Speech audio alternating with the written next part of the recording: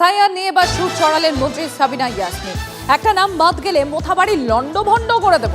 বিজয় সম্মেলনের মঞ্চ থেকে হুঁশিয়ারি মন্ত্রী সাবিনা ইয়াসমিনের মন্তব্য ঘিরে জোর বিতর্ক, ফের মোথাবাড়িকে উত্তপ্ত করার চেষ্টা, এমনই তো বিরোধীদের।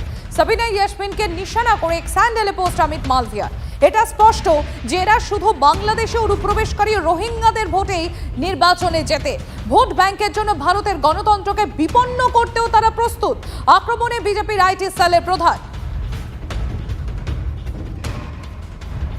আবার বলছি যে এসআইআর আমরা বিরুদ্ধে নয়, কিন্তু অযাচিতভাবে যদি অন্যায়ভাবে একটি লোক ভোটার তালিকা থেকে বাদ নাম করে, আমি সাবিনা ইয়াসমিন মোথাবাড়িকে লন্ডভন্ড করে রেখে দিব, এটা মনে রাখবেন।